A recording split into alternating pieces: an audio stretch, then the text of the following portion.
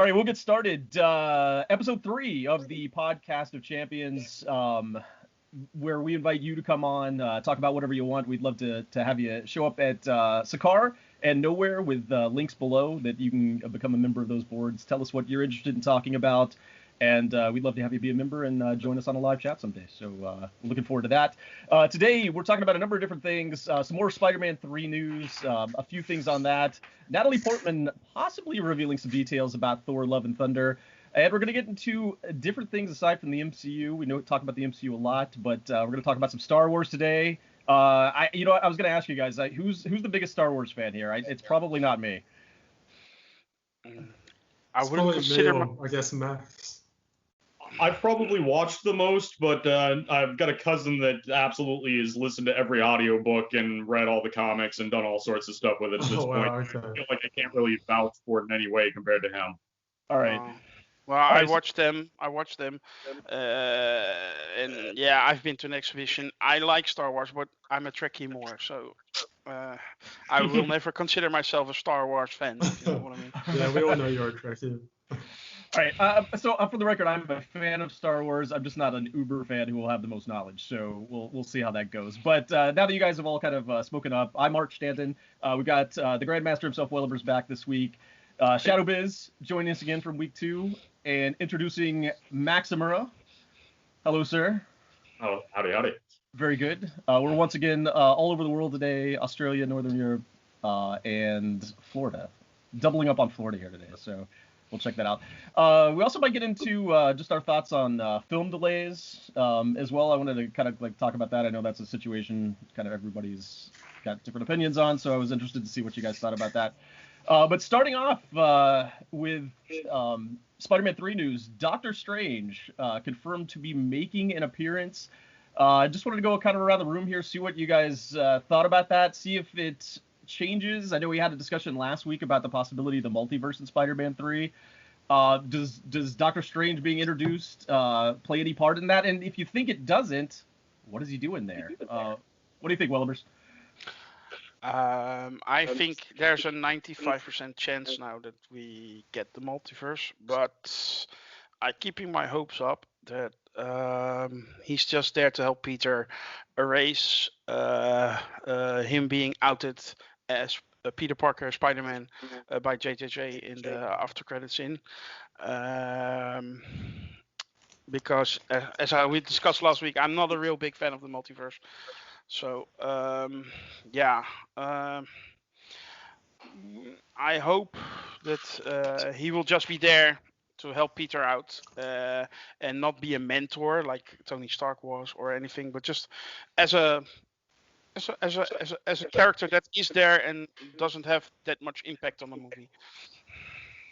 Biz, you're a much bigger fan of the multiverse concept. What do you think? Is it adding to it? Does it excite you? Where are you going in terms of the multiverse with Doctor Strange? Yeah, I mean, I'm sure. I'm always excited when two major characters interact with each other. So there's always that aspect to it. As for the multiverse, possibly it's hard to say at this point. Because they're just starting out with it. You don't know where it's going to begin. But someone did raise the point on the board, on the Sakar, that it's a bit weird that there always needs to be another hero in Spider-Man. Why can't it just be I guess by himself in a way? So I'm on the fence about it. Part of that, that's a good point, but part of that hero sharing or other heroes showing up is part of the Sony deal as well. So they're contractually obligated to put other people in there. I do see that a lot as well, where people wonder. Well, what do you got, Max? Beyond that, Spider-Man famously had team-ups in the comics. There would be Spider-Man team-ups once a month for years, where it was just him with some new hero every single time, and you get kind of used to that concept. So they might be playing off of that a little bit. Right. Yeah. I think it matches with that. That's a great idea, actually, because it was just called Marvel Superhero Team-Up, wasn't it? Yes, it's just Spider-Man ended up in there all the time somehow. He had things with Iceman, Firestar, Daredevil, all over the place. Just anybody you could think to team him with. I agree, and I think all these crossovers make a lot of sense. Wellibers, you just actually pointed out about erasing Spider-Man's past, or I'm sorry, not his past, but the fact that he got outed by J. Jonah Jameson. I thought that was a funny idea So going into Spider-Man 3, I thought for sure they'd have somebody like I don't know. I was thinking like Daredevil, but it could be anybody showing up and and helping him erase his past, or like pretending they were Spider-Man for a while, so as to deflect attention from Peter or something like that. But maybe you're right. Maybe it's Doctor Strange instead. Could Yeah. sorry. What I'm hoping is that it's a bit like Doctor Strange in Thor Ragnarok. He was there, he was cool, and he left the movie like that. I don't want him to be a major part of Peter's life. I don't want him to be using the multiverse to bring all the Spider-Man in or anything. I just hope it will be like Ragnarok. That's what I would want. But of course, I'm not in command here. But it doesn't make sense that they meet up again because of like what was it? Was it Infinity War? Yeah, where they was like him, Tony Stark, and Strange. They were all in that spaceship. So I guess in that way it has some continuity. Oh, they clearly know each other. So yeah. You're right. It could be a big thing. I think you know what the big thing is. I think that people often like jump to conclusions. So the fact that he's in the movie doesn't necessarily mean he's going to be a massive part of the movie. Maybe he's just in there to accomplish one more thing. We don't know. I actually had a counter theory to the multiverse concept there anyway. Okay. With the Venom and Carnage thing that they've done so far, and with the talk of Electro and everything, there's two different team options really going on there, which would be the Sinister Syndicate or the Maximum Carnage arc. And if you're doing the Maximum Carnage arc and you're thinking about Hobgoblin coming into a Spider-Man movie, then you could be talking about Doctor Strange coming in to extract the demon from Hobgoblin, which would be normal for Doctor Strange to be involved in. And Demogoblin is a part of the Maximum Carnage arc. That's pretty awesome, yeah. That is actually amazing. Yeah, but that's like a nice segue into Ned Leeds now. Yeah. I was gonna get to that too. I guess we'll go ahead and jump into it. I was so I don't know if you guys saw, but I'm gonna mispronounce his name here. Jacob, is it Batalon? Does anybody know officially if that's? I would say Batalon.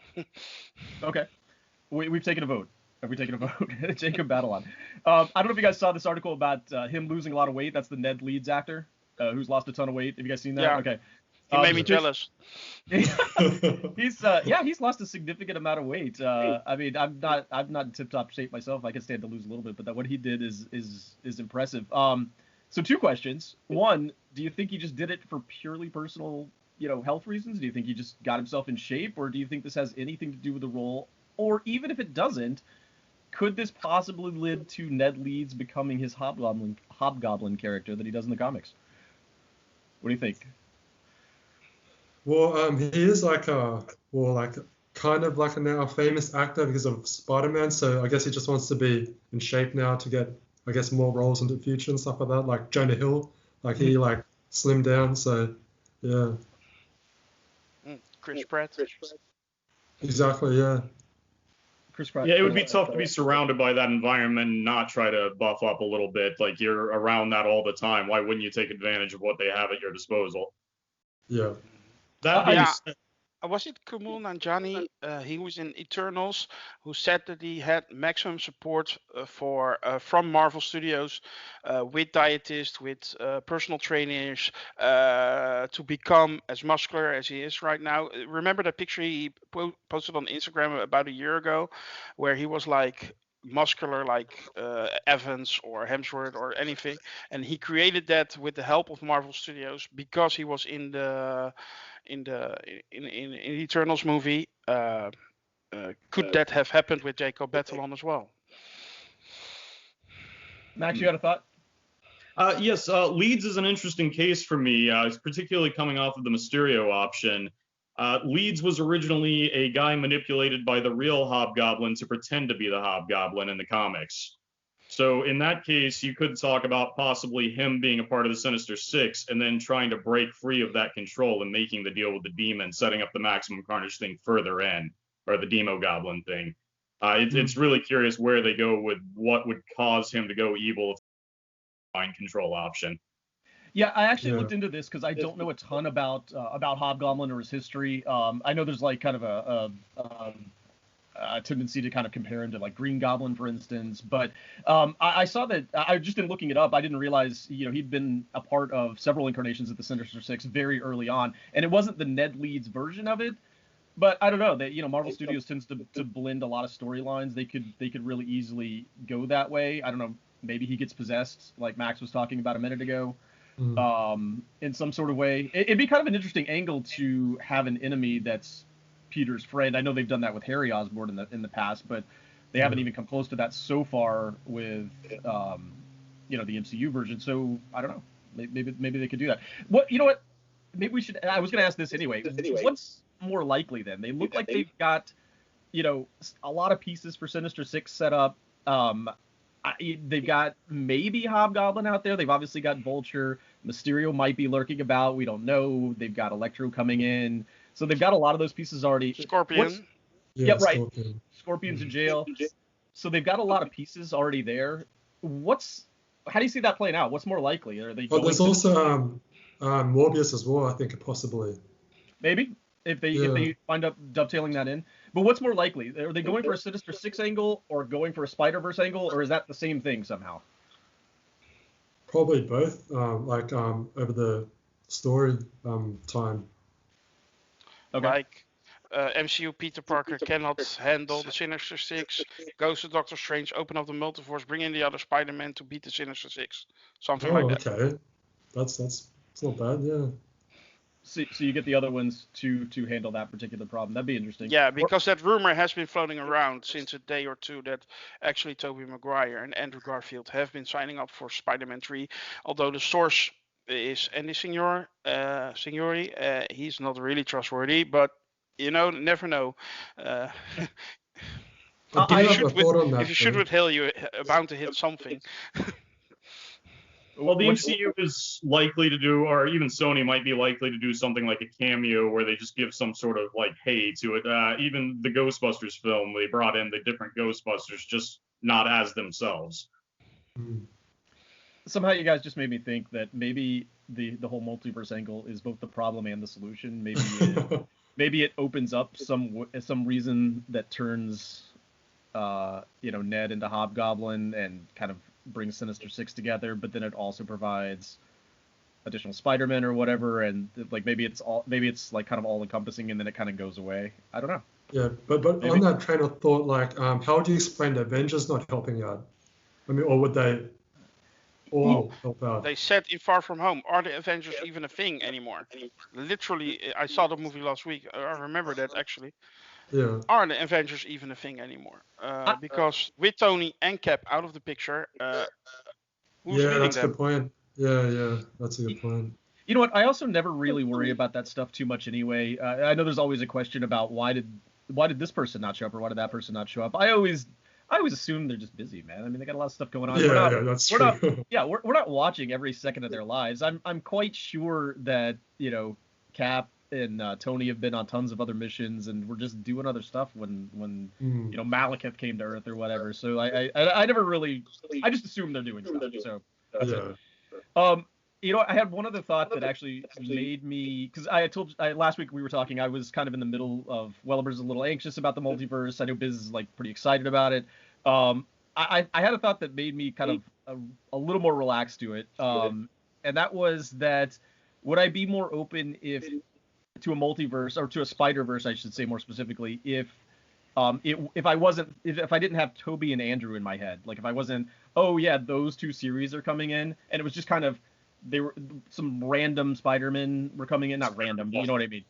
Yeah, it was just we're introducing these alternate versions, and I decided just suddenly thought I'd be really cool with that idea, and then I thought, does Toby and Andrew's possible inclusion change that? And I decided it doesn't. So I don't know. Like it does. If I'm not sitting there thinking, Amazing Spider-Man, the Raimi era Spider-Man, then does it matter? I don't know. Maybe it does. Maybe it doesn't. I don't know. Like, so I could see if you're excited by that, and then also like it made me think. I don't know that it really matters if it's something that does bother you. So I don't know. So I was a little more relaxed about it. I don't think that changes anything for Welliver's, but maybe it does.